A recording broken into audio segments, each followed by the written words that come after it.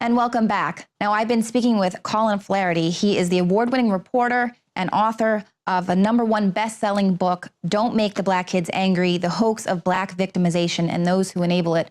We've been talking a lot about how reporters, public officials, activists are denying and excusing a lot of the violence that we've been seeing taking place across the country, at least since Ferguson, in Baltimore, Milwaukee, a lot of states now. It's festering up. And kind of getting to the question of, is this really the proper way to have a discussion about race?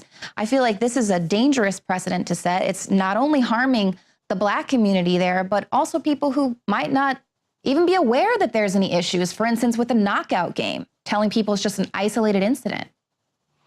You know, when you talk about having a conversation about race, I call this epidemic of racial violence and denial the greatest hoax of our lifetime.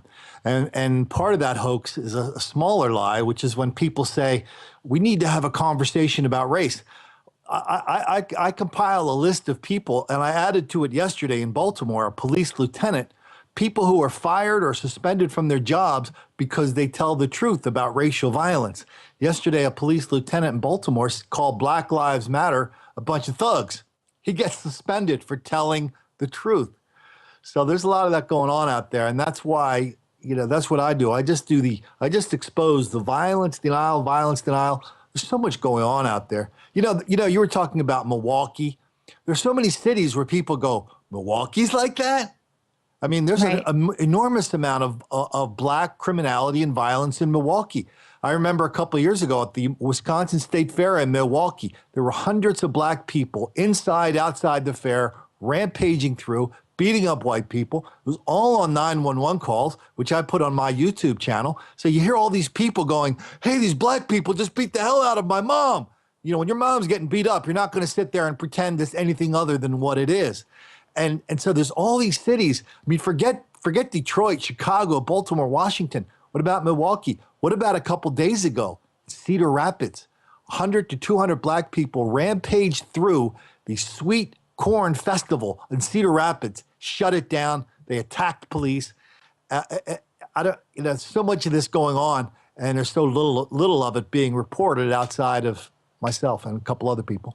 Right. I know the article that you have at the American Thinker actually points out how there was just one outlet that actually reported it in that way about these people rampaging through this state fair. Most of them took the tack of like, oh, these silly kids, they ruined the fair for everyone. In the local media, they came up with a new phrase. I've heard all the phrases, unruly teenagers, whatever.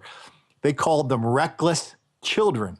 Right. They were the ones responsible. This was an episode of large-scale Black mob violence in Cedar Rapids, Iowa, not the first one. So my question to you, Lee Ann, is if this is happening in Cedar Rapids, what do you think is happening in the rest of the country? Right. And that's, you know, something that you've also pointed out is that they are really just pushing this narrative that there's a war on Black people and it's the cops are the main predators there, while the media is ignoring this tsunami of Black violence against cops and actually not going to the police officers themselves and saying, you know, what are you having to deal with on a daily basis? Why is this so dangerous for you? And then, of course, there is the whole issue of the statistics that are completely irrelevant. You know, the cops in this country are victims of racial violence, harassment, and even murder on a daily basis from Black people. When a cop rolls into a Black neighborhood, the amount of abuse they get is enormous. But you turn on a TV or pick up a newspaper and you read the opposite, that somehow Black people are always the victims of white racism. I mean, Hillary and Bernie just spent the last year, you know, that's all they talked. That was 20 to 25% of what they talked about in their debates in public forums, white racism. So this is the greatest lie of our generation. That's the bad news. The good news is, because of people like you and Alex and YouTube, lots and lots of people are seeing the enormous difference between what is said in their mainstream media and what really happened.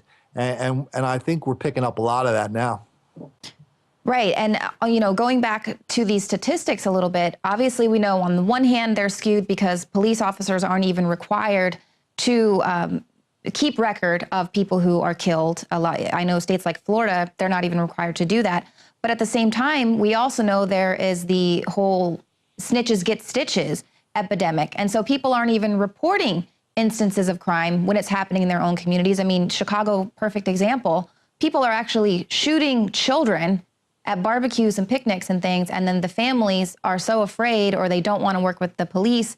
They don't even go after someone who's actually killed their child. So there's that whole thing of sort of protecting the community and not being a snitch. So we don't even know what the real crime statistics are. See, that's exactly right, because we know that they're bad. We know that black criminality is wildly out of proportion when compared to white and Asian criminality. We know black on white crime is way greater than white on black. Okay, the numbers are really bad, whatever they are. But then you throw in stitches for snitches. What about witness intimidation? And the district attorney in Philadelphia and Baltimore and in Milwaukee, they all say that every shooting they get, it's involved. Witness intimidation is involved. The guy who died, by the way, the guy who died in Milwaukee, he was busted for witness intimidation 6 months ago in a shooting. So we don't, and then there's such a thing called Bronx juries, where black juries tend not to convict black defendants. As bad as the black crime problem is in America, statistically, it's actually way worse for the reasons you just gave. Right. And that's where I think that not being truthful with reporting and protecting the so-called class, because maybe you think it's less racist of you to not be truthful in your reporting. I personally think that that's absolutely racist. There's plenty of black people out there that can look at the news objectively and say that has nothing to do with me. I mean, it seems as though we've seen, many, many decades ago, black families were doing really well, good income, good education. There were many accomplishments. Something happened. Now we're seeing this sort of welfare. They're only pushing out the sort of ghetto culture, the hip hop culture. Perfect example, Dr. Ben Carson was like right there neck and neck with Donald Trump. And the black community kind of said, well, he doesn't represent us because he doesn't know this particular rap lyric. And I'm like, are you kidding? He literally started from the bottom and now he is a multimillionaire neurosurgeon. Why doesn't he represent the black community? So what happened? And I think, Milwaukee's a perfect example, a Democrat-run city for more than 100 years. It's this divide and conquer of white versus black, where they want to take it to the suburbs. But your average white person isn't the one that's setting up these policies, keeping these people down. The reporters, so I always write about two things. I write about the violence and I write about how the media covers it. But sometimes I think the reporters are overplaying their hand. Like I remember during Ferguson, I did a lot of stories on this. You'd have these people running down the street, throwing Molotov cocktails, shooting at cops. And then the reporters, that would be the B-roll. Then the reporters are looking into the camera and telling you that the protest was largely peaceful. And everybody at home is going, that's not largely peaceful. So I think they're overplaying their hand, and you can tell that in all these newspapers that are going out of business, the New York Daily News. You can't even sell, nobody will even buy that. They sold Newsweek for $1. So I think that these guys are losing, it's funny, they're losing their audience, but their reaction to losing their audience is doubling down on what caused them to lose their audience in the first place. Right, exactly. Excusing the mob violence that's happening, saying that riots are the voice of the unheard, which of course Martin Luther King famously said. But that's like a totally different story here, because they're rioting over their criminal buddies, not over the fact that they are, the reason why they're being held down is because of these terrible policies that have been put in place, controlling their cities, keeping them down.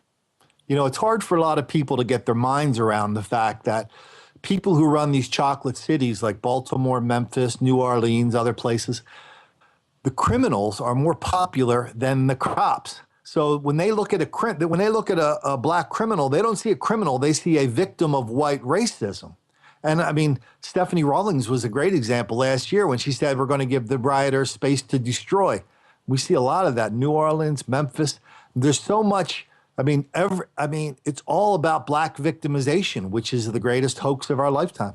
Exactly. And of course, as long as you see yourself as a victim, you can never rise above and become a conqueror. That's the truth, isn't it? Yeah. Colin Flaherty, thank you so much for joining us today. ColinFlaherty.com. We'll be sure to have you back on the show soon.